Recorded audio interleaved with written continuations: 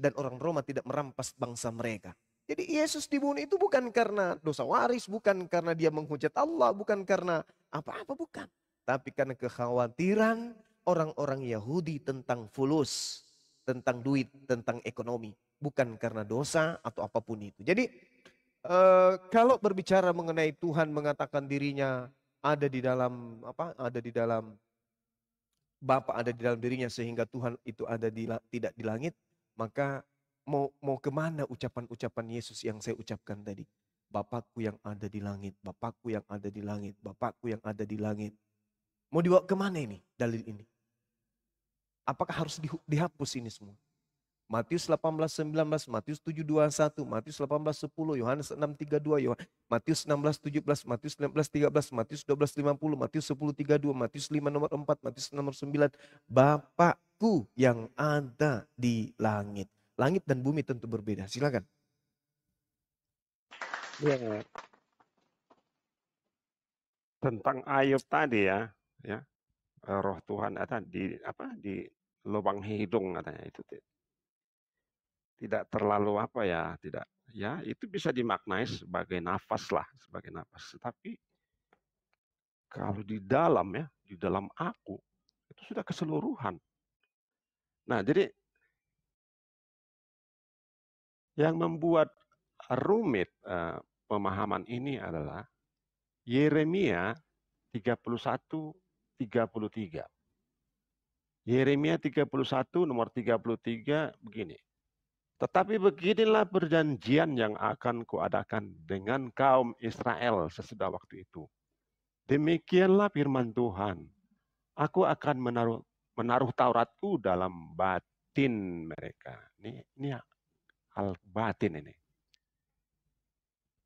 Selanjutnya tentang batin ya. Yeskiel 11 nomor 19.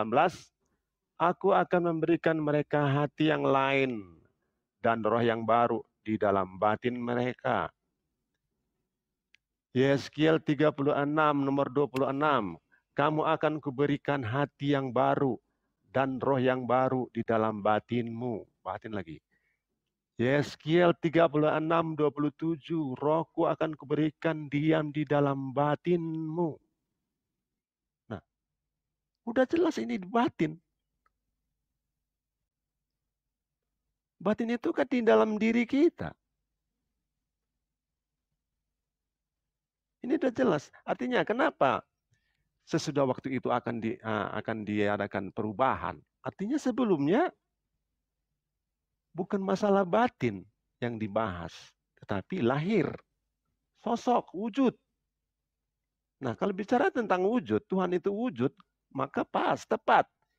Tuhan itu di langit. Dia bertahta di ketinggian. Itu pendapat perjanjian lama atau pendapat orang ya Yahudi pada umumnya ya. Tuhan itu di langit. Tetapi nantinya bukan di situ. Kata Tuhan itu langsung. Tuhan itu langsung mengatakan bahwa ya di dalam batin nanti, di dalam batin. Kebatinan. Itu makanya ya orang Yahudi saya kurang tahu Talmud apa itu. Yesus ini dihukum mati karena mengajarkan semacam ilmu sihir. Ilmu sihir ya, kalau ilmu sihir dalam bahasa sehari-hari Indonesia kebatinan. Nah, itu mereka anggap sesat. Nah, yang seperti ini harus diberantas. Makanya Yesus dihukum. Bersalah.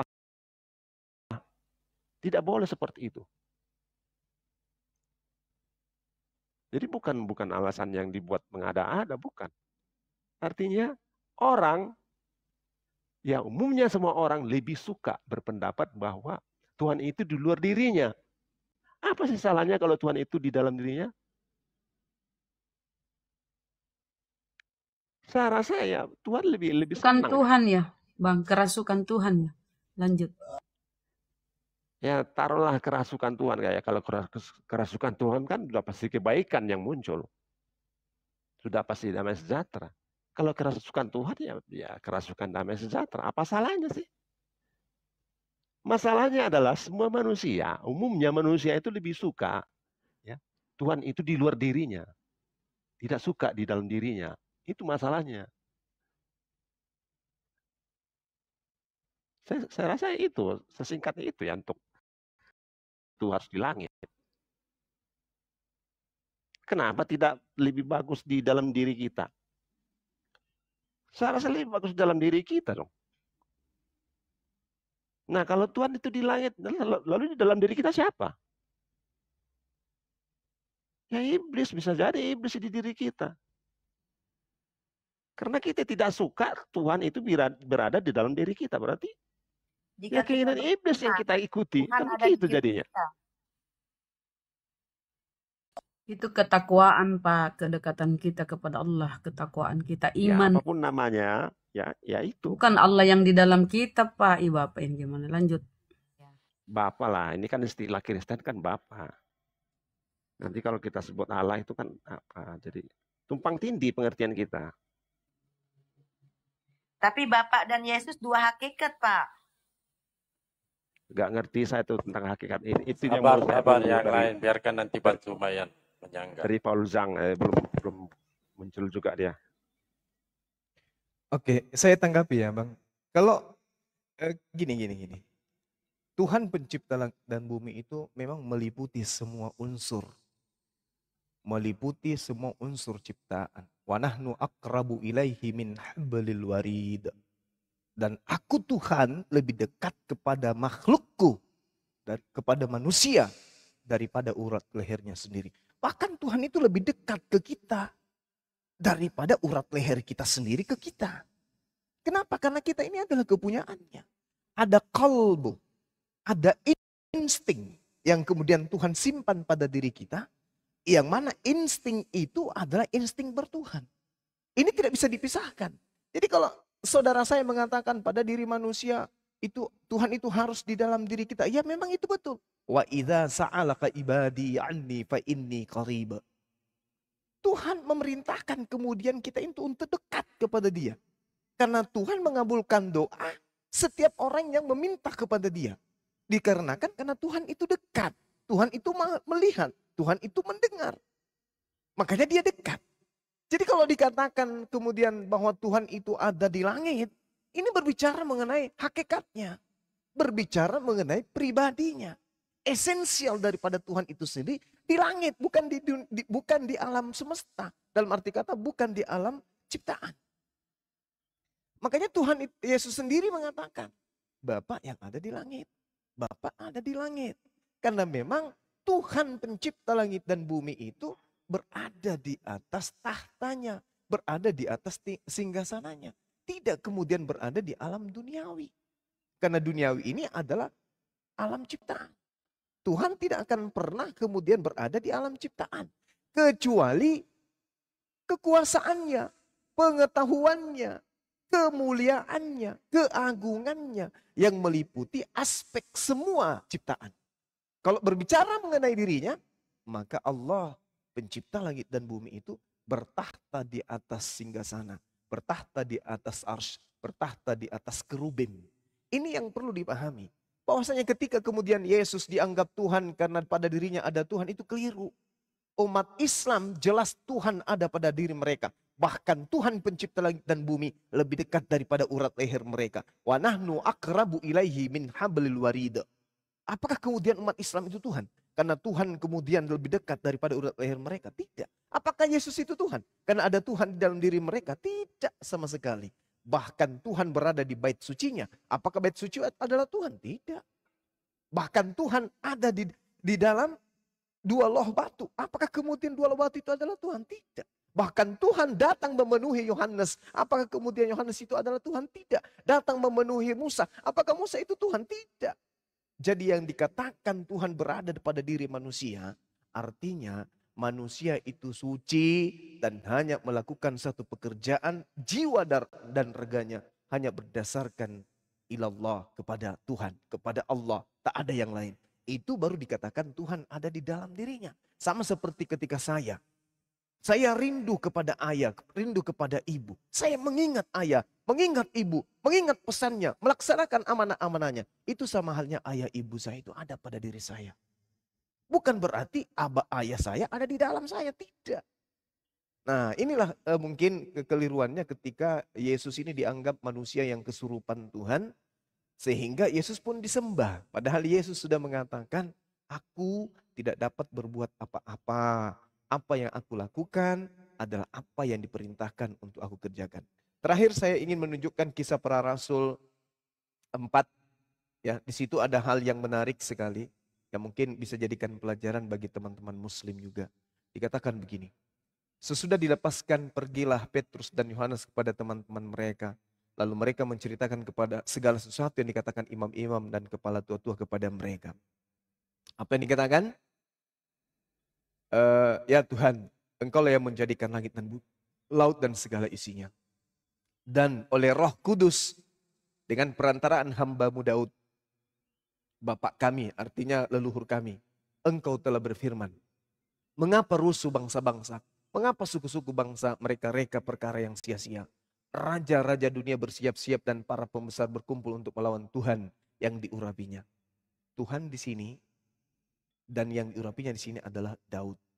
Sebab sesungguhnya telah berkumpul di dalam kota Herodes dan Pontius Pilatus beserta bangsa-bangsa dan suku-suku bahwa bangsa Israel melawan Yesus, hamba-Mu yang kudus. Bangsa Israel melawan Yesus, hamba-Mu yang kudus, hamba-Mu yang suci, yang Engkau urapi.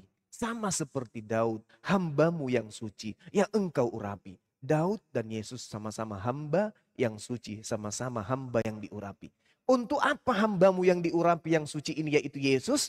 Untuk melaksanakan segala sesuatu yang telah Engkau tentukan dari semula oleh kuasa dan kehendak-Mu. Dan sekarang, ya Tuhan, lihatlah bagaimana mereka mengancam. Dan berikanlah kepada hamba-hamba-Mu keberanian untuk memberitakan firman-Mu. Ulurkanlah tangan-Mu untuk menyembuhkan orang. Dan adakanlah tanda-tanda dan mukjizat-mukjizat oleh nama Yesus, hamba-Mu yang suci. Jadi jangan kita lari ke dalam data yang sifatnya kita berpikir sendiri bahwa Tuhan itu ada dalam diri kita. Itu tarekat yang keliru besar. Yang ada dalam diri kita itu semuanya adalah makhluk. Tapi sebagai makhluk kita bisa berinteraksi, berkomunikasi langsung dengan Tuhan kita melalui batin hati. Dan batin ini bisa dianggap sebagai batin kita benar ketika akal, pikiran kita menyatu berdasarkan pewahyuan yang dibawa oleh para nabi. Bukan angan-angan di luar konsep pewahyuan. Demikian.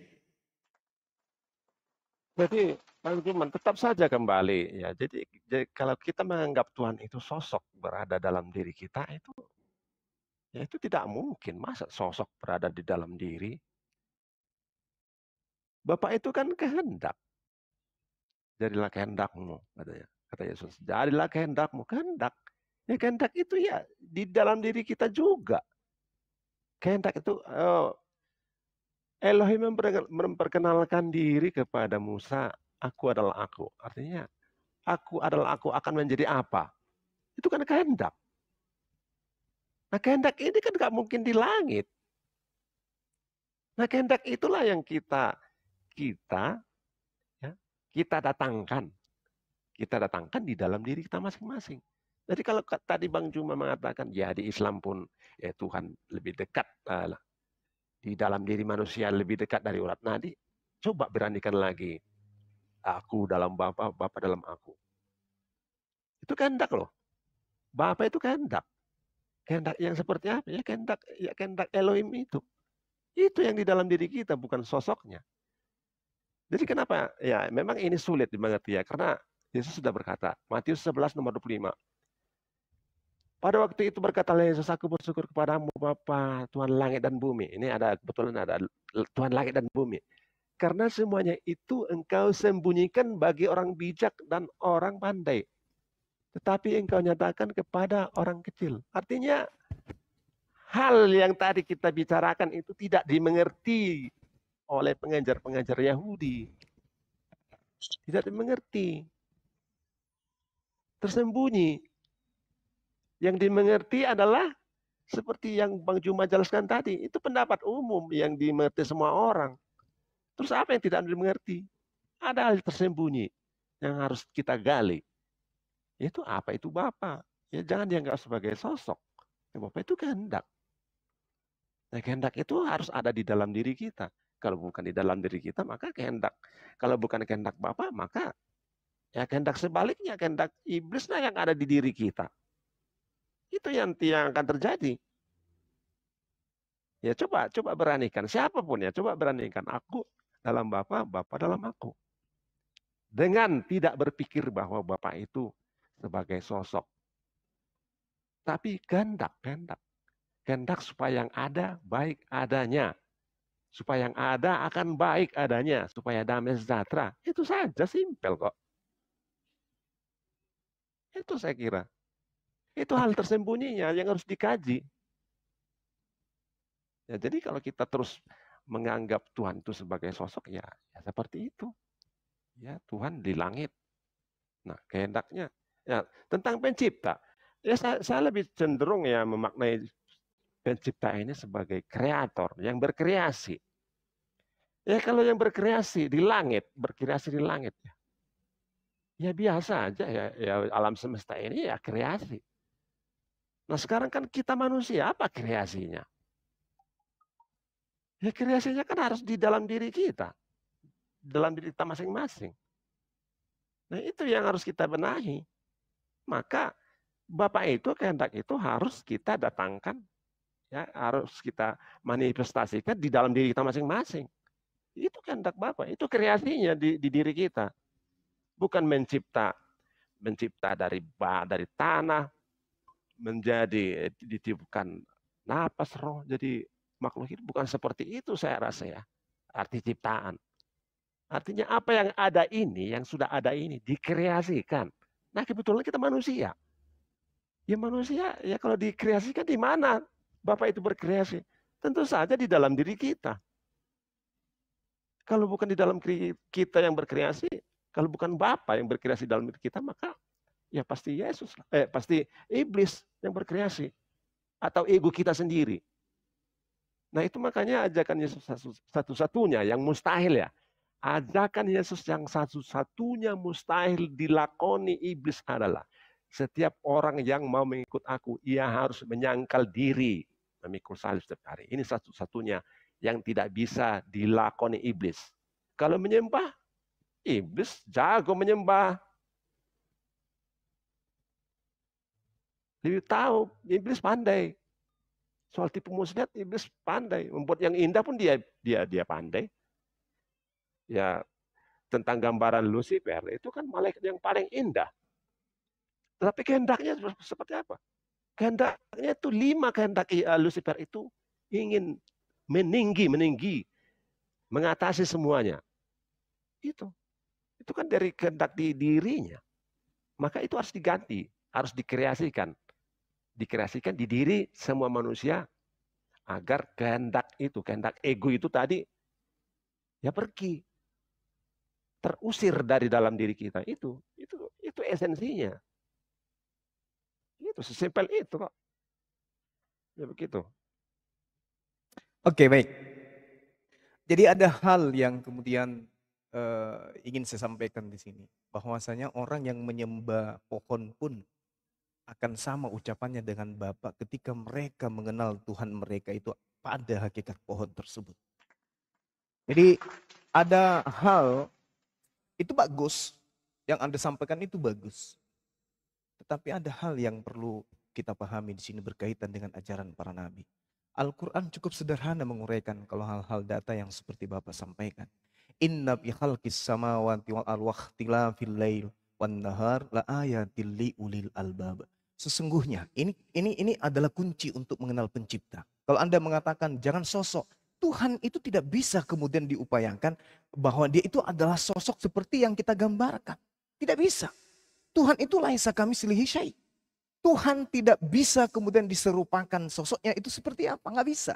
Maka orang-orang yang mengenal Tuhannya, inna fi khalqis samawati wal ardi wa ikhtilafil lail wan nahar la ayatil liulil albab. Sesungguhnya dalam penciptaan langit dan bumi dan bergantinya malam dan siang terdapat tanda-tanda kebesaran bagi orang yang berakal.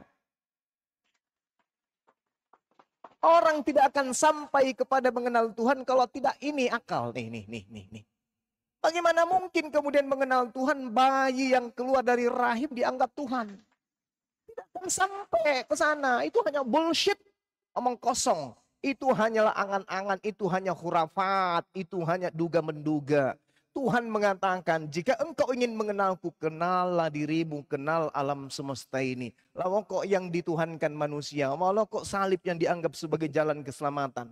Inilah yang Tuhan katakan. Maka dalam Islam itu sederhana untuk bermakrifat itu. Sederhana untuk mendatangkan kebesaran Allah pada diri manusia. Ini yang perlu saudara pahami. Jadi kalau di Islam Pak, ada yang disebut makrifat. Orang yang memiliki kemampuan untuk menyaksikan. Mengetahui sifat, mengetahui daripada esensial. Dan perbuatan-perbuatan pencipta langit dan bumi. Makrifat ini, atau mengenal Tuhan ini, atau membesarkan Tuhan di dalam diri manusia ini, hanya bisa diakui keberadaan Tuhan dari segala aspek jika manusia berpola kepada akal. Meninggalkan itu gila namanya. Dan tidak mungkin seorang mengenal Tuhannya jika mereka menisbahkan Tuhan itu kepada makhluk. Gak mungkin. Itu double kosong itu namanya. Kenapa saya?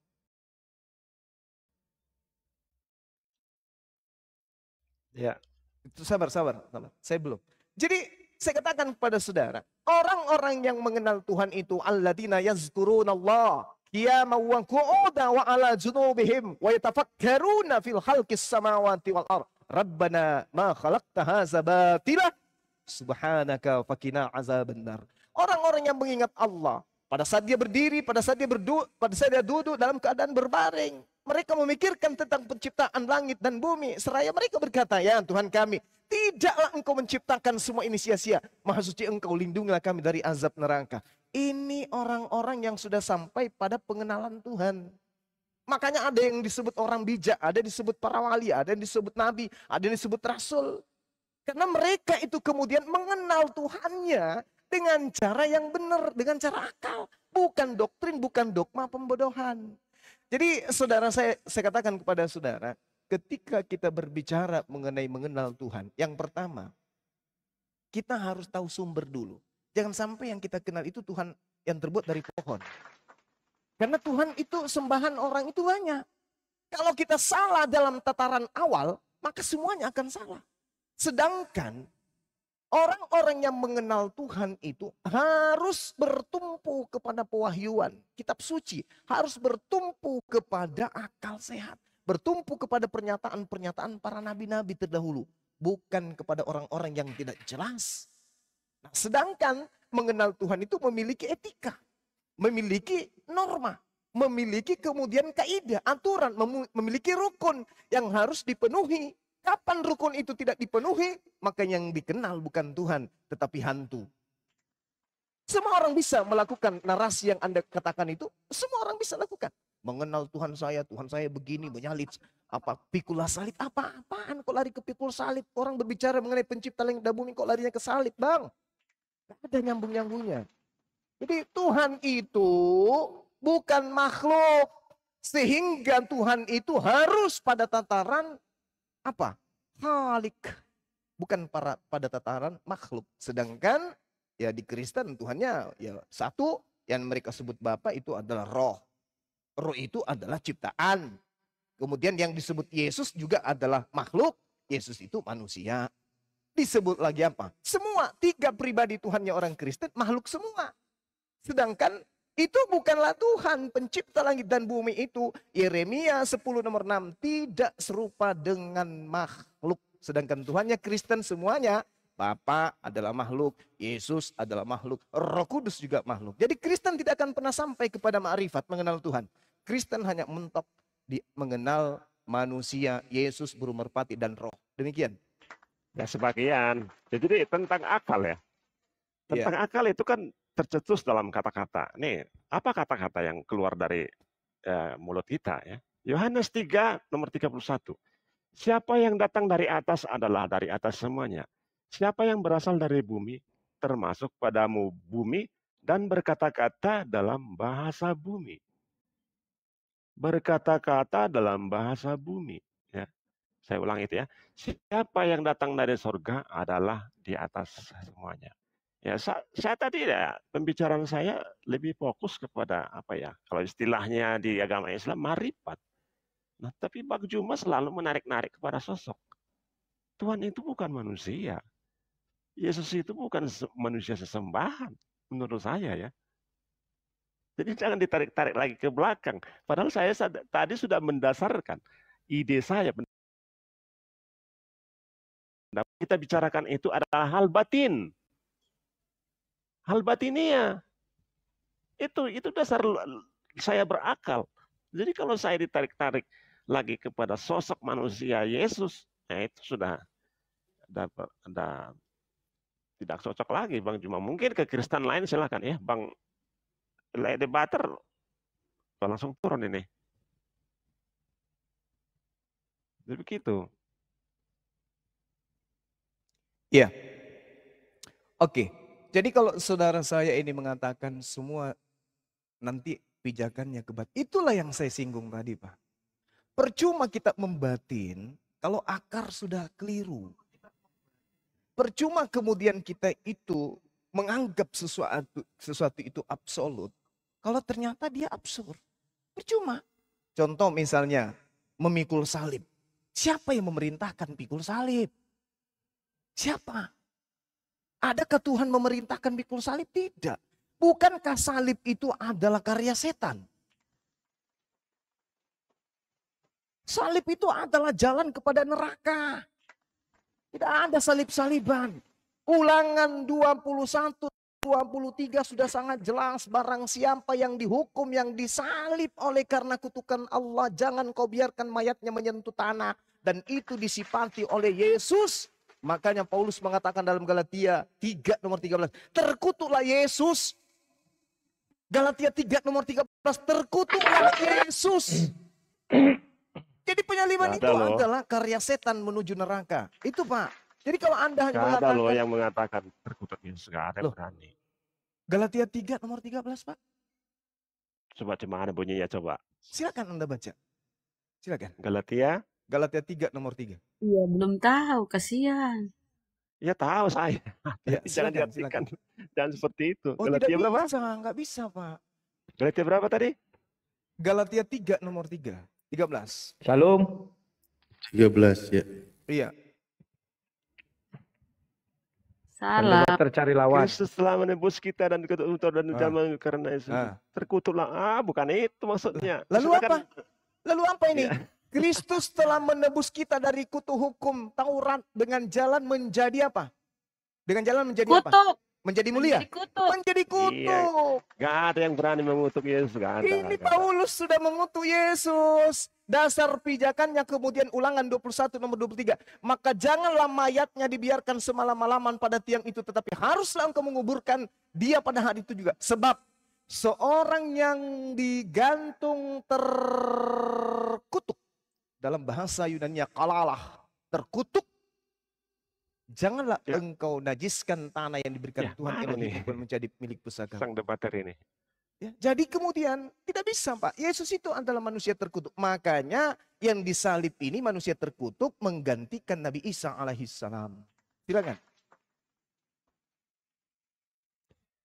Ya, kalau seperti itu pembicaraan kita terlalu bahasa bumi itu. Nah itu dia. Ini untuk dia apa makanya. Bahasa bumi dibahasakan ya. Ini kan Bibel ini kan atau kitab-kitab ini kan tujuannya kan hal batinia. Kenapa harus kita tarik-tarik kepada hal-hal bahasa bumi? Ya lanjut. Itu itu saja kita sudah salah. Kalau hanya bahasa bumi yang ingin ditampilkan di sini di Bibel ini untuk apa coba? Untuk apa? Ketuhanan ini kan masalah batinia. Ya memang ya menuliskannya sulit ya. Itu Paulusmu ya? Pak yang ngomong Paulusmu. Iyalah. Jadi orang berpendapat tentang ketuhanan ini ya. Ini kan hal kebatinan. Ini sangat sulit ya ditulis dengan bahasa bumi. Lalu kita menyeret-nyeretnya dengan pengertian bahasa bumi untuk apa? Ya seharusnya kita cari dong. Kita gali apa makna terdalamnya. Kan itu. Mungkin Bapak ini yang dia cari nama Yesus yang tertulis di situ. Ada juga itu, Pak.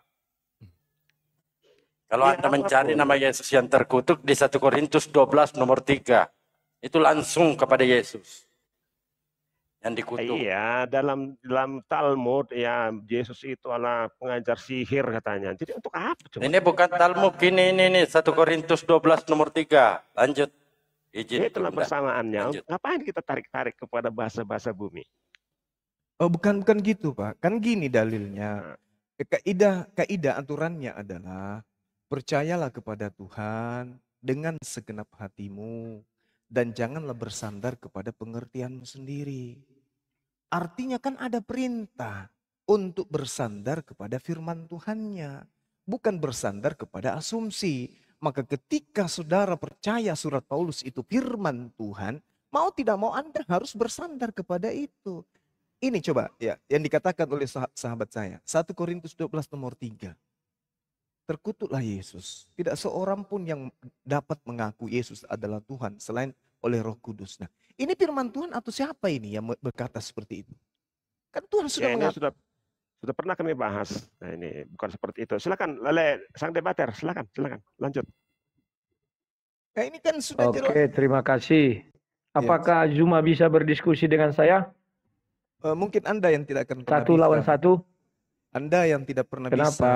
Anda tidak akan pernah Oh, bisa. saya bisa. Kita main timer aja biar ada edukasi untuk orang banyak. Ya, ini dari tadi sudah teredukasi orang-orang di bawah.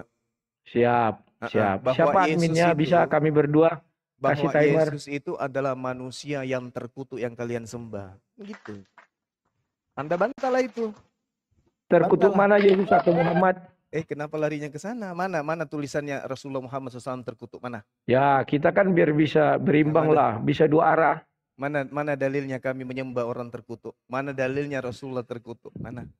Jangan Oke. hanya menuduh itu. Sekarang bisa nggak saya menyembah Allah SWT tanpa menyebut nama Muhammad? Oh, tidak bisa. Berarti Anda menyalahi. Ya sudah, berarti Tuhanmu itu tidak akan ada yang menyembah tanpa nama Muhammad. Begitu juga Tuhanmu tergantung kepada Muhammad. Yesus mengatakan, jika Bapak Abraham adalah bapakmu, maka kau akan menerima aku. Percuma kau menyembah Tuhannya Abraham kalau kau tidak mengakui aku sebagai utusannya. Mana? Itu. Muhammad lebih tinggi daripada Allah SWT. Allah SWT bersalawat kepada Muhammad. Muhammad tidak ada bersalawat kepada Allah SWT. Kita di Mana sini buktinya? berdiskusi Yohanes pakai 8, data. 42. Hei. Pakai data 2 kalimat syahadat kan ada. Yohanes 8, 2 42. Kata kalimat Yesus, syahadatmu itu menjarakan dengarkan. Allahmu. Tanpa Muhammad Allahmu adalah hanya sosok yang tidak jelas. 8:42. Kata Yesus kepada mereka, jikalau Allah adalah Tuhanmu, kamu akan mengasihi aku sebab aku keluar dan datang dari Allah.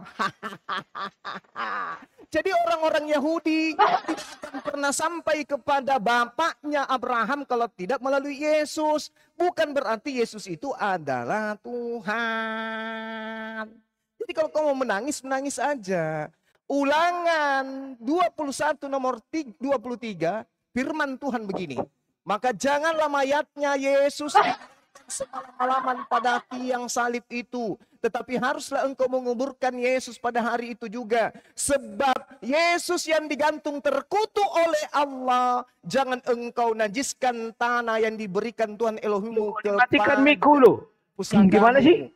Jadi yang kalian Tanpa sembah, Muhammad tidak ada yang menyembah Allah SWT. kalian sembah itu bernama Yesus itu adalah manusia yang dikutuk oleh Allah.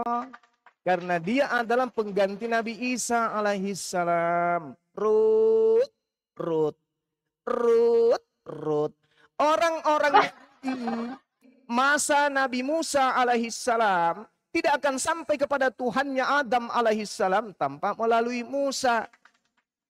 Orang-orang yang hidup sama Nabi Isa atau Yesus tidak akan sampai kepada Bapa tanpa melalui Yesus. Orang-orang zaman baginda Rasulullah Muhammad SAW tidak akan sampai kepada Allah tanpa melalui Rasulullah. Qul in kuntum tuhibbunallah fattabi'uni yuhibbukumullah wa yaghfir lakum dzunubakum wallahu ghafurur rahim. Kamu sampai kepada Tuhan melalui Paulus. Jadi kau tidak sampai kepada pencipta dan bumi. Kau hanya sampai di lubang hidung. Lubang hidungnya Paulus kau. Jadi sudah saya katakan kepada saudara, Rudi itu belum pantas kemudian duduk di depan saya. Ilmu nihil, hanya asumsi belaka, tidak berdasarkan dengan kaidah kajian. Hanya asumsi, dan asumsi. Kenapa? Karena dia ingin menipu Allah. Wa makaru wa makarallah wallahu khairul makirin. Makanya dalam keadaannya sekarang itu dia tertipu oleh dirinya sendiri. Demikian. Assalamualaikum warahmatullahi wabarakatuh. Waalaikumsalam. Assalamualaikum warahmatullahi wabarakatuh. Itu tadi dia mengatakan Nabi Muhammad itu terkutuk. Dicari datanya loncat kemana-mana dia. Enggak ada itu, enggak ada. Itu yang pertama ya. Panas Kemudian- mereka dibilang Yesus terkutuk panas. Tes. Double suara saya.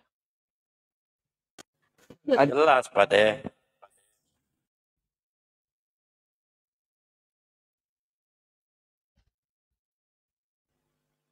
Ya, assalamualaikum. Waalaikumsalam. Oke. Ya, lanjut mungkin guru udah apa barusan menyampaikan. Mengenai apa tadi sholawat gitu. Allah bersolawat kepada Nabi, dibilang Nabi Muhammad lebih tinggi daripada Allah. Nah kalau begitu, Tuhanmu itu diucapin selamat. Berarti yang ngucapin selamat lebih tinggi daripada yang ngucapin gitu.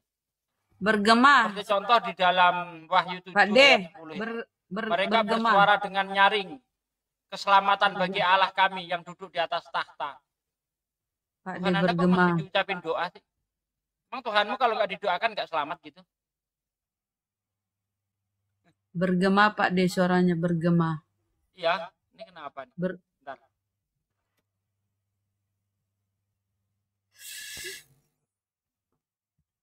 Kenapa di-kick Ya. Rudi? Rudi tidak mau diam, jadi di-kick. Nggak kooperatif.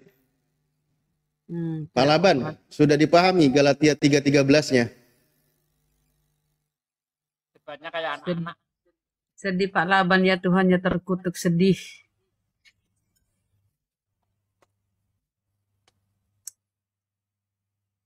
Suara saya kok mental-mental ya? Bentar.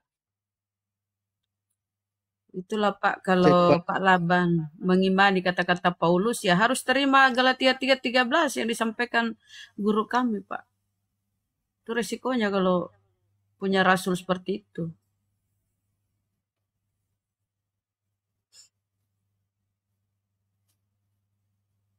Pak Laban.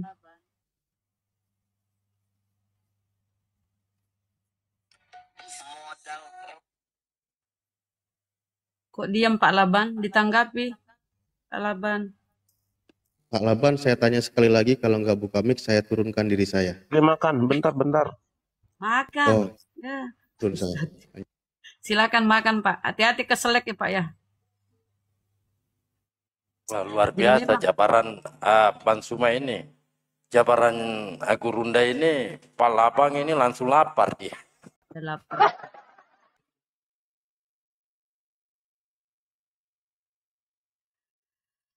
Memang berat sih. Karena kalau dia berpatokan dengan si Paulus ya, mengimani Paulus ya, dia menuhankan Tuhan terkutuk. Kristus telah menebus kita dari kutuk hukum Taurat dengan jalan menjadi kutuk. Jadi Yesus itu menjadi terkutuk untuk membebaskan kalian dari kewajiban melaksanakan hukum-hukum Taurat. Yesus jadi tumbal, itu pengajaran Paulus Pak Laban ya. Masya Allah. Siapa yang pernah mengambil keledainya orang? Yesus. Nah, Tuhan mengatakan di dalam Ulangan 27, terkutuklah orang yang mengambil hak orang lain. Hah? Berarti wajar kan dia mati terkutuk? Ya, wajar.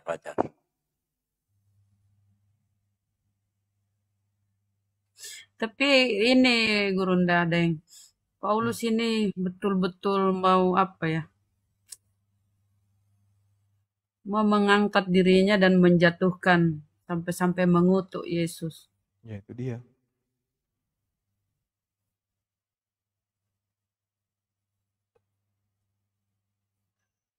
Tentang kerasulanku. Buat mereka tidak apa-apa aku bukan rasul baginya. Tapi buat kamu, ini orang Kristen, kau harus mengakui dia sebagai rasul. Itu si Paulus Mota.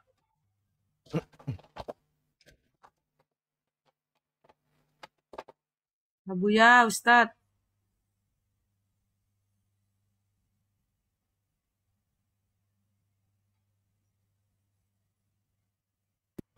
Mana nih? Naik Ustaz Irsyad, Tata, naik. Irsyad naik. Tolong jelasin Allah bersalawat ke Nabi Muhammad. Naiklah kau. Ini kau oten ya.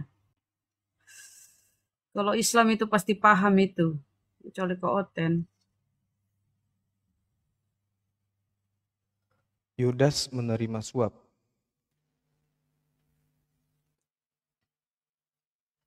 Saya tertarik dengan 1 Korintus 12 yang dibawa Bang Dalbo tadi.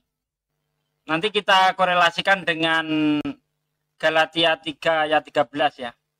Karena itu aku mau meyakinkan kamu bahwa tidak ada seorang pun yang dapat berkata oleh Roh Allah, dapat berkata terkutuklah Yesus. Berarti roh yang ada pada Paulus ini roh apa? Kau mengatakan Yesus itu terkutuk di tiang salib.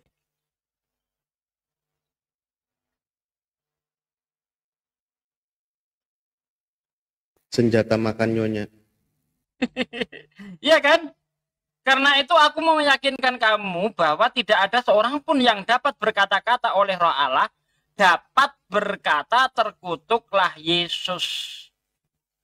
Jadi kalau orang itu di dalam dirinya ada Roh Allah, itu nggak mungkin mengatakan Yesus itu terkutuk. Tetapi Paulus mengatakan di dalam kitab Galatia 3:13, terkutuklah orang yang mati di tiang salib. Berarti roh apa yang masuk ke dalam Paulus ini? Roh setan.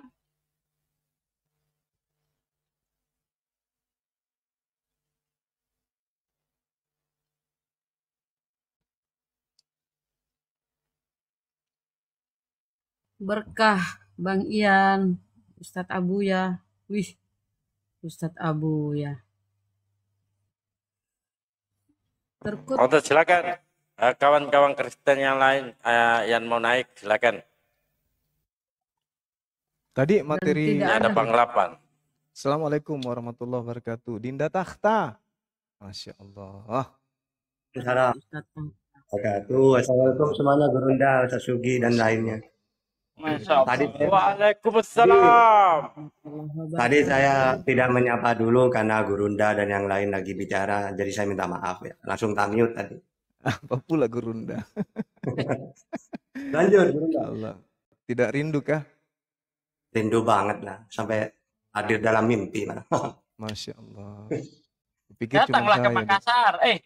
Datang nanti Ustaz Tata, jumpain Gurunda tanggal 1 di Malang. Insya Allah, ya. Ustaz. Malang.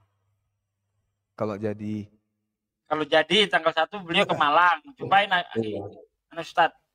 Iya, mudah-mudahan jadi. Enak Makassar, Bang. Saya dekat dari Makassar. Sama di Kapang, sibuk terus. Oke, teman-teman, silakan dilanjut. Silakan kita kembali kepada tema yang tadi, bahwa siapa yang mengajarkan penulis Yohanes menuliskan firman menjadi daging? Ini masih tanya-tanya besar. Sejauh kita belajar, tidak pernah itu firman jadi daging. Kok tiba-tiba ada muncul di situ, firman itu telah menjadi daging. Maksudnya apa ini yang menjadi daging? Dan dari mana Pak si Yohanes mendapat informasi itu, Guru? Nah itu dia. Dari mana? Itu dia. Makanya saya mau cari, ada enggak orang Kristen yang bisa menjelaskan itu? Dari mana dia lihat itu firman bersama-sama dengan Allah? Dapat informasi dia dari mana ini? Ini yang menyesatkan mereka. Yang menyesatkan kalian, Bang Laban, yang menyesatkan kalian ini perkataan si Yohanes ini satu-satu. Dari satu-satu inilah yang sulit mereka. Tadi kita diskusi. Pokoknya saya pegang itu firman adalah Allah, itu katanya. Aduh. Firman adalah Allah. Kalau dibilang Allah itu dilahirkan, Allah menetek, bukan. Gimana kalau tolak kalau dibilang Allah?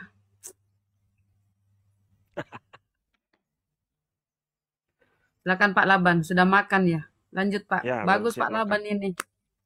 Bagus Pak Laban ini. Ada Pak Dalbo. Jadi lapar saya. Hah? Minimal apa yang disampaikan guru kami, Gurunda, bisa nyangkut sedikit di otaknya Bapak ya, itu sudah bersyukur Pak. Itu udah ada nyangkut. 2000 tahun yang lalu seperti itu pendapat. Nah, itu nggak ada nilainya. Itu untuk kalian bolehlah kalian pakai. Untuk saya nggak boleh, nggak berlaku tuh. Karena begini Pak Laba. Karena selama 2000 tahun Anda juga tidak pernah berubah. Tidak mau menggunakan akal. Maka selama itu kita luruskan. Oke, itu tadi Pak Laban, pernyataan Gurunda, boleh dikata pertanyaan, dari mana si Yohanes ini tahu kalau firman itu bersama-sama dengan Allah, dapat informasi dari mana? Silakan Pak. Itu dilanjutkan diskusinya. Itu filosofi dia, itu filosofi. Filosofi kan karena memang ya dianjurkan loh untuk berfilosofi. Kami ini orang Kristen dianjurkan berfilosofi. Sebab aku sendiri akan memberikan kepadamu kata-kata hikmat. Hikmat ini sopi. Lukas 21:15.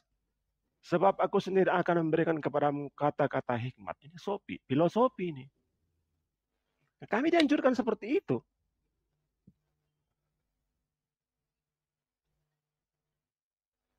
Jadi bukan akal-akalan, bukan. Filosofi. Jadi kalau tidak paham filosofi, ya artinya kan filosofi ini kan untuk kalangan tertentu ini. Kalau semalam Pak Paul Zhang mengatakan nanti filosofi untuk tukang becak nggak masuk lah. Logika tukang becak nggak masuk. Gitu. Jadi Yohanes 1 itu filosofi dari Yohanes. Ya mungkin filosofi Yunani entah apalah itu. Iya, filsuf Yunani itu kan. Ya artinya bukan firman Tuhan, hasil pemikiran dari Yohanes, mengutip dari filsuf Yunani gitu. Ya tapi kalau dia firman itu siapa firman? Firman ya dari perkataan dari manusia bisa juga firman.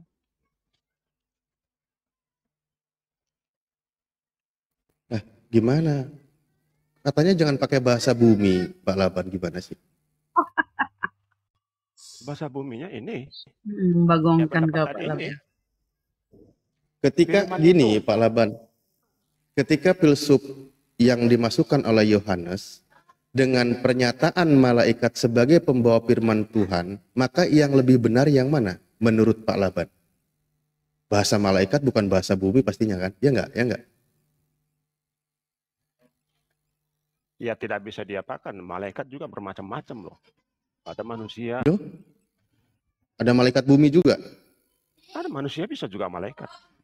Sebenarnya gini Ustaz, dari mana Yohanes mendapat inspirasi firman itu bersama-sama dengan Allah, dan firman adalah Allah itu katanya dari sub Yunani. Berarti yang diimani ini sumbernya ajaran pagan. Ajaran pagan makanya kita bandingkan dengan pernyataan malaikat yang datang kepada Maria bahwa engkau akan yang kalimat itu seorang dara akan mengandung dan akan melahirkan seorang anak laki-laki dan hendak memberi nama dia Yesus. Kan tertulis begitu Pak Laban. Ya. Nah, kira-kira akurat mana, bahasa bumi atau bahasa langit? Bahasa langitnya, ya kalau bahasa langit, ya bahwa Yesus itu bukan anak Maria. Lah, bahasa langit sih Pak Laban. Bukan, ya. Karena Yesus berkata, pernah tuh, siapa ibuku katanya. Ketika murid-murid berkata itu, ibumu datang, saudara. Siapa ibuku? Nah itu bahasa langit.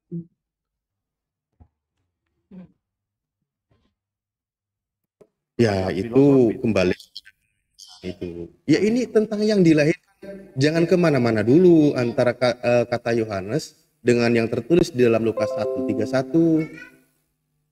Yang berkata ini siapa? Yang berkata demikian, sesungguhnya engkau akan mengandung dan akan melahirkan seorang anak laki-laki, dan hendaklah engkau menamai dia Yesus. Nah, itu Itu yang berbicara. Itu sama juga. Ini, itu prolog juga. Jadi berbeda dengan prolog Yohanes.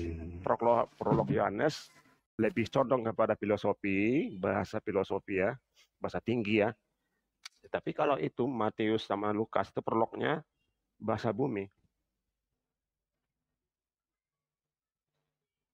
Ya, Yesus itu anak Maria. Ya, saya tanya tadi, kan yang berbicara malaikat, benar atau bukan? Iya, itu prolognya. Nih, prolog yang sampaikan kan ya. malaikat. Kata ya. Tapi bahasanya, levelnya adalah untuk bahasa bumi. Sebentar dulu. Gini, kata malaikat itu kepadanya, jangan takut, hai Maria, sebab engkau beroleh kasih karunia di hadapan Tuhan.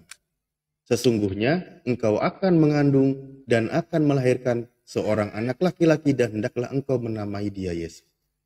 Nah, ini kan kabar dari langit nih, yang sampai kepada Maria melalui seorang malaikat. Betul? Jadi begini ya, mungkin kalian nggak tahu. Sepakati dulu. Ini prolog seperti ini ada di kitab Zoroaster loh. Jangan dibawa kemana-mana. Yang tertulis di kitab Anda dulu, Pak. Santai saja. Makanya Anda, kita yang beragama ini ada berfilosofi sebenarnya. Kalau mau ya. Pak, kita sudah pakai bahasa bumi, jangan pakai bahasa kuburan lebih dalam lagi nanti. Nih, di sini sudah jelas bunyi ayatnya. Enggak, dengerin dulu, Pak. Dengerin dulu. Tadi kan jelas tuh, di Yohanes 1, nomor 1, prolog Yohanes berdasarkan filsuf. Kan gitu. Oke ya? Bukan berdasarkan wahyu dari Tuhan. Nah, sementara kabar kepada Maria yang disampaikan oleh seorang malaikat, tentu malaikat menyampaikan firman Tuhan. Secara akurasi, Pak, tentu lebih akurat dari kabar yang sampai kepada Maria. Karena itu berdasarkan firman Tuhan yang disampaikan oleh malaikat kepada Maria. Gitu loh. Berarti ini bahasa bukan dari bumi. Kabar bukan dari bumi, tapi dari langit. Sepaket, Pak Laban? Iya, tapi levelnya untuk bahasa bumi. Levelnya untuk bahasa bumi. Ya sudah, keduanya levelnya untuk bahasa bumi. Sekarang di antara kedua ini, antara Yohanes dengan Lukas, mana yang sumbernya dari langit?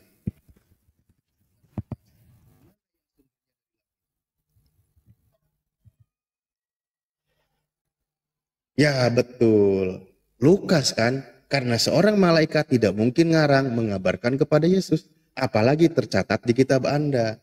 Maka selayaknya dan yang sebenarnya adalah, inilah yang maksud kalau mau ditarik kepada benang merahnya, maksud firman itu menjadi manusia, artinya Tuhan menghendaki seorang perawan suci itu mengandung, dan dia akan melahirkan seorang anak laki-laki. Dengan firman-Nya maka kehendak Tuhan itu terjadi. Maka firman itu menjadi manusia. Begitu. Bukan yang langsung firman-Nya berubah menjadi manusia. Tetapi kehendak Tuhan itu terjadi sesuai dengan kehendaknya, bahwa dia telah menjadi manusia. Itu bahasa langitnya. Iya, tapi intinya kan bahasa bumi. Memang terkesan dari langit, tapi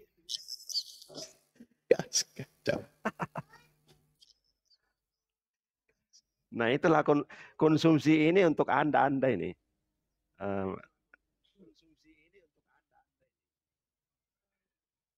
Jadi nggak masuk juga barusan pembahasannya? Ya boleh, silakan. Silakan kalau kalian menarik-narik Yesus terhadap lahir dari Maria, Silahkan, tapi saya tidak seperti itu. Ustadz, sedikit Ustadz. Itu kan ketika Maria, boleh Ustadz sedikit. Ketika Maria diutus, apa perkataan ketika Maria? Ketika Gabriel diutus, apa perkataan Gabriel? Saya ini utusan Allah kepadamu. Ya, ingat itu ya di Lukas. Saya ini utusan Allah kepadamu untuk menyampaikan bahwa engkau akan hamil dan akan melahirkan seorang anak laki-laki, kau beri dia nama Yesus. Jadi ini bahasa langit yang dibawa malaikat Gabriel kepada Maria. Terus itu tidak kau imani? Bentar saya turun, doubling suara saya, bentar saya turun. Banyak sekali alasannya. Enggak ada Pak, doubling bagus kok. Enggak, karena di HP saya karena tadi masuk panggilan telepon. Naik lagi ya Pak ya? Iya, bentar ya. Ya Pak.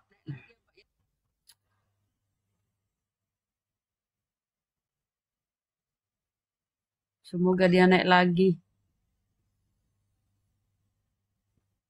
Banyak sekali alasannya ya mereka, ya Allah.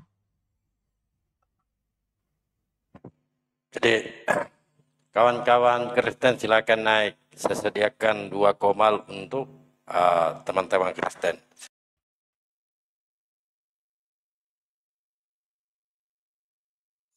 Itu ada Abuya. Abuya, Ustadz Abuya naik.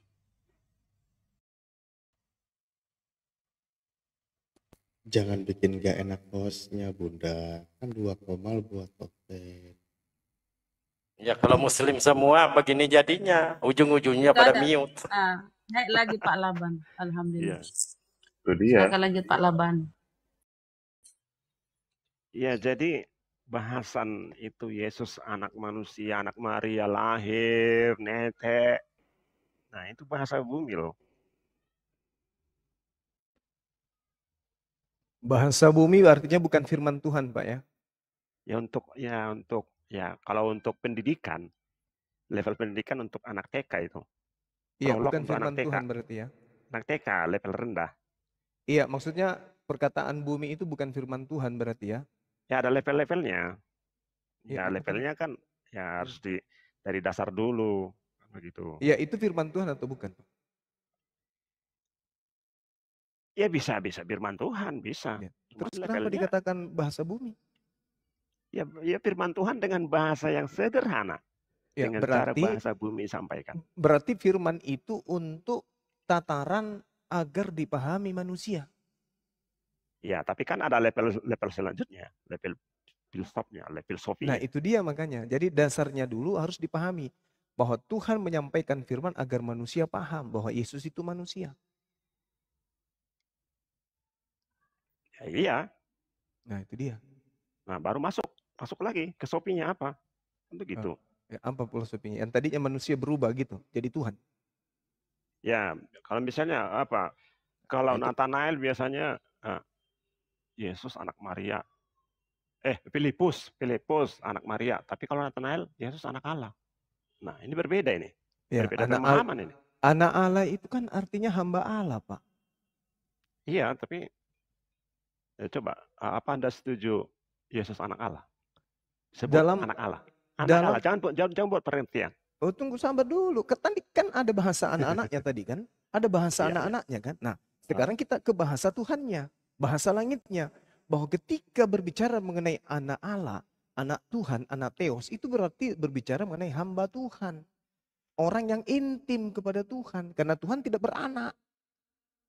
Nah, orang yang intim ini seperti apa?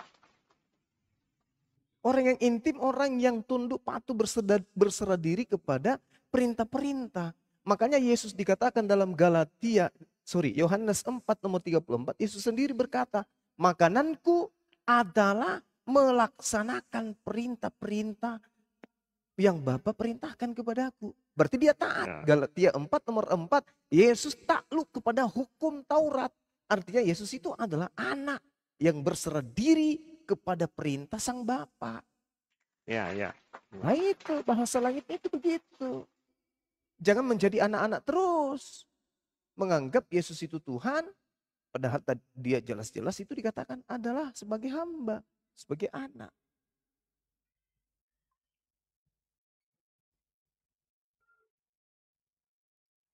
Anda setuju sebagai anak Allah? Anak Allah dalam arti kata hamba Allah jelas saya setuju, Pak. Itu jelas itu. Yang menjadi masalah di sini adalah pemahaman orang Kristen ketika dikatakan anak Theos, dia menganggap anak Theos ini adalah Theos. Kenapa demikian? Karena itu didasari oleh himne filsafat. Filsafat yang dianut oleh orang Roma, Yunani jauh sebelum Yesus itu datang. Nah, sehingga ketika orang Yahudi mengatakan anak Allah, anak Elohim, mereka hanya menunjukkan bahwa kami ini adalah orang yang berserah diri tunduk patuh kepada hukum Tuhan.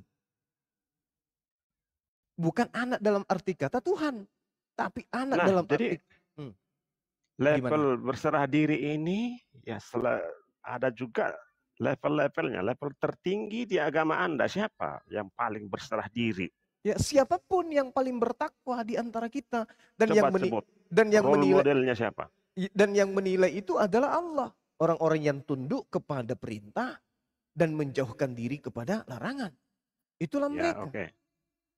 Kalau di Kristen role modelnya ada Yesus sendiri. Kalau di Islam siapa? Itu dia makanya. Seharusnya kalau Yesus yang menjadi role model, Yesus menyembah, Pak. Yesus bertuhan. Dan Tuhan yang disembah oleh Yesus bukan anak Maria. Jangan bawa anak Maria lagi. Maka dari itu makanya Yesus ini bukan orang ateis. Dia adalah bertuhan. Makanya dalam Yohanes 4 dia katakan, aku menyembah apa yang aku kenal. Kalian menyembah apa yang tidak kalian kenal. Berarti Yesus bertuhan. Sebagai manusia yang menjadi patron, menjadi ikon, harusnya saudara-saudara Kristen juga patuh kepada Taurat. Karena Yesus tunduk dan patuh kepada Taurat. Di dalam Yohanes 10 nomor 27, aku mengenal muridku, muridku mengenal aku. Mereka mendengarkan aku dan mengikuti aku. Aku sujud, mereka yang percaya kepada aku sujud. Aku sunat, mereka sunat. Aku menyembah kepada Tuhan yang di surga dan di langit. Mereka juga harus mengikuti itu. Aku sabat, mereka juga sabat. Aku tidak makan babi, mereka juga harus tidak makan babi. Aku mengenal mereka, mereka mengenal aku, mereka mendengarkan aku dan mengikuti aku. Yohanes 14:12, jika kau percaya kepada aku, maka kamu pun akan melakukan pekerjaan yang aku lakukan. Aku tidak pernah melakukan menyembah kepada anak Maria. Kenapa kalian lakukan? Aku tidak pernah melakukan makan babi. Kenapa kalian lakukan? Aku tidak pernah melakukan ibadah hari Minggu. Kenapa kalian lakukan? Enyahlah daripada aku, kalian semua adalah pembuat kejahatan. Silakan. Tentang Taurat ya. Ini sabda Yesus loh. Lukas 16 nomor 16. Hukum Taurat dan kitab para nabi berlaku sampai kepada zaman Yohanes. Nomor 17 Saya ulangi. Ya, nomor Hukum 17. Taurat dan kitab para nabi berlaku sampai kepada zaman Yohanes. Nomor 17-nya. Dan sejak waktu itu kerajaan Allah diberitakan dan setiap nomor orang 17-nya coba dibacakan. menggagahinya, berebut memasukinya. Coba bacakan nomor 17-nya. Setiap orang yang menceraikan, mana ini? Kok Lukas? Kesana. Nomor 17-nya. Bentar. Langit dan bumi itu loh, Pak. Lebih mudah langit dan bumi lenyap daripada satu titik dari hukum Taurat batal. Nah ini, ngerti nggak maksudnya nih? Ya ngerti. Coba apa? Coba. Artinya tidak boleh sesuatu yang ditorehkan Nabi Musa alaihissalam, meskipun yang paling kecil, itu dibatalin, tidak boleh. Bukan seperti itu, Bang Bima. Bukan seperti itu. Orang-orang seperti Anda lebih ngotot mempertahankan Taurat daripada mudahnya. Ini bukan bahasa bumi lagi yang Anda gunakan ini. Bahasa cincong. Itu makanya. Itu bahasa Sungsang yang Anda pakai. Mana ada kayak begitu. Bahkan Yesus meneguhkan kembali dalam Matius 5 nomor 19. Barang siapa yang meniadakan, meskipun yang paling terkecil dari hukum Taurat, maka dia akan menempati tempat terendah di langit. Kenapa jadi berubah? Jangan Anda plesetkan, tidak boleh. Lanjut teman-teman, saya ibadah dulu sejenak. Silakan. Jadi kenapa ada pendapat sabda seperti ini? Lebih mudah langit dan bumi lenyap daripada satu titik dari hukum Taurat batal. Nah, inilah akibat orang Yahudi itu memaksakan Taurat itu kepada orang-orang. terlalu memaksakan. Wajib, ya. Padahal disebut hukum Taurat yang kita pernah Nabi sampai kepada zaman Yohanes saja. Dan sejak waktu itu kerajaan Allah diberitakan dan setiap orang menggagahi. Nah ini menggagahi. Orang-orang menggagahi. Baca Taurat lengkap itu. lebih gagah gitu. Itu maksudnya. Oke, baca sebentar, Bang Laban. Mohon maaf, baca lengkap. Kemudian baca Yohanes 17, Yohanes 16, 17. Itu kan tadi kan Yohanes 16, 16. Kemudian baca di bawahnya Lukas, bukan Yohanes itu Lukas ya. Lukas yang tadi Anda bilang zaman itu sampai zaman Yohanes. Baca lengkap itu ayatnya, datanya. Kemudian di bawahnya baca lagi. Lukas 16, 17. Ya, lebih mudah langit dan bumi runtuh daripada satu titik hukum Taurat batal. Itu di bawahnya yang Anda kutip barusan. Ya, jadi itu. jangan sepotong-potong. Berarti lebih mudah. Orang menggagah-gagahkan ya, menggagah-gagahkan kitab Taurat ini kepada memaksa-maksakan Taurat kepada orang. Loh, enggak begitu kita baca. Itu maksudnya. Baca lengkap, Pak. Makanya bahas secara filosofi, jangan gitu, Bu. Filosofi sih. Kita baca lengkap ya. Iya, Lukas 16. Nah, coba buka Lukas 16. Hukum Taurat dan kitab para nabi berlaku sampai kepada zaman Yohanes, dan sejak waktu itu kerajaan Allah diberitakan dan setiap orang menggagahinya, berebut memasukinya. Lebih mudah langit dan bumi lenyap daripada satu titik dari hukum Taurat batal. Ya, coba, harusnya kalau memang hukum seharusnya gitu, Pak, seharusnya kalau hukum Taurat berlaku sampai Yohanes dan tidak berlaku lagi ketika Yesus. Seharusnya Yesus tidak berkata, aku datang bukan untuk meniadakan hukum Taurat atau kitab para nabi, aku datang untuk menggenapinya, Pak. Dan ini Lukas 16:17, lebih mudah langit dan bumi lenyap daripada satu titik dari hukum Taurat batal. Ya, coba lebih baca kelanjutan kiamat. tadi, Bu. Lo coba baca kelanjutan yang Ibu baca tadi. Ya, lebih mudah, Pak. Langit dan bumi lenyap. Sebelum semuanya terjadi kan begitu kan? Ini ya, Bu, itu Matius, ya, Pak. Ini Lukas 16 tidak ada ini. Tidak ada di sini. Ini Lukas di sini. Lukas 16:17. Lebih mudah langit dan bumi lenyap daripada satu titik dari hukum Taurat batal. Enggak ada di situ sebelum nggak ada. Yang Bapak kutip, yang Bapak sampaikan itu perkataan Yesus. Ini Lukas ini, Lukas. Ini Lukas ini kau tanggapi dulu. Ya, kau tanggapi, kenapa kau lompat? Ini yang saya bawa Lukas. Kenapa kau lompat ke yang lain? Saya bawa Lukas 16:17. Lebih mudah langit dan bumi lenyap daripada satu titik dari hukum Taurat batal. Satu titik loh. Tik. Tahu nggak titik? Apalagi yang Anda sekarang imani, semuanya dibatalkan, kata si Paulus. Coba yang Anda imani itu kata-kata Paulus. Dengan matinya Kristus sebagai manusia, maka dia menghapus hukum Taurat dengan segala perintah dan ketentuannya. Itu yang Anda imani sekarang. Saking getolnya Anda ini mempertahankan hukum Taurat. Ya, makanya lebih mudah, langit hancur daripada sikap Anda ini. Itu maksudnya. Anda ngotot-ngotot hukum Taurat. Apa itu? Lebih mudah bukan kami, Pak. Ini Bibelmu ini, Pak. Protes kau ke Lukas. Tulisan Lukas ini. Artinya saya paham, Anda enggak. Loh, Anda enggak Lukas ini ngomong, kau protes ke Lukas, Pak. Lebih mudah, dikata Lukas ya. Lebih mudah langit dan bumi lenyap. Lebih mudah langit dan bumi lenyap daripada satu titik dari hukum Taurat batal. Ini pernyataan Lukas. Ngototnya Anda. Loh, kok ini Lukas, kok saya? Berarti saya penulis Bibelmu. Itu kan tanggapan Yesus terhadap orang-orang yang ngotot seperti Anda. Ya, jadi menurutmu ini perkataan saya nih di Bibelmu, saya penulis Bibelmu. Itu tanggapan Lukas. Intinya maksudnya Pak Laban, Pak Lukas ini bohong. Enggak lah. Pak Matius ini bohong. Itu maksudnya. Enggak masalah, Bang. Asal jangan tuduh saya bukan penulis Bibelmu ya. Coba yang ngotot mengapa Taurat siapa? Coba, bukan kalian. Ini loh. Izin dulu, Bunda. Kami umat Islam kagak ada masalah dengan hukum Taurat. Karena memang hukum Taurat untuk Yahudi, Bani Israel. Itu pun bukan untuk orang-orang berkuluk, Bang. Bukan. Oke, buka dulu. Kita kasih lihat dulu ya, biar teman-teman lain juga bisa baca. Mohon izin dulu Ustadz ya, Ustadz saya kasih. Masa dia tuduh saya ini orang ini? Bukan Lucu menuduh juga. Anda, tapi Lukas itu menanggapi orang-orang seperti Anda. Loh, kok menanggapi? Ini baca Pak ini 17. Saya ini ya Pak ya. Baca itu Pak. Lebih mudah langit dan bumi lenyap. Artinya apa kalau lenyap? Kiamat. Lebih mudah kiamat terjadi daripada satu titik dari hukum Taurat batal. Iya. Berarti nggak boleh dibatalkan Pak ini. Kenapa?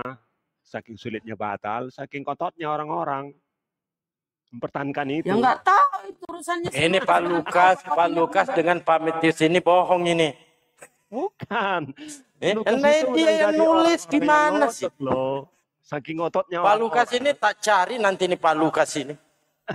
Gara-gara dia ini. Betul-betul ini Pak Lukas. Gini Pak Dolbot. Jadi endingnya kata si Paulus. Taurat itu. Jadi ya lebih mudah langit dan bumi hancur. Itulah. Kan gampang. Kami nggak ada urusan tapi Anda kan, dengan itu Pak. Anda mengingkari kan hukum-hukum Taurat ini? Enggak, karena Anda itu bukan Bani Israel. Kenapa Anda tidak terikat ini? Karena Anda itu bukan Bani Israel.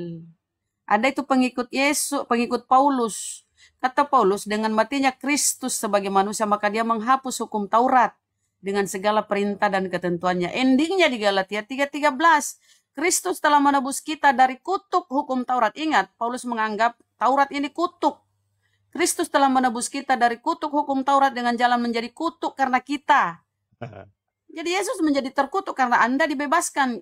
Yesus menjadi tumbal. Ini menurut Paulus.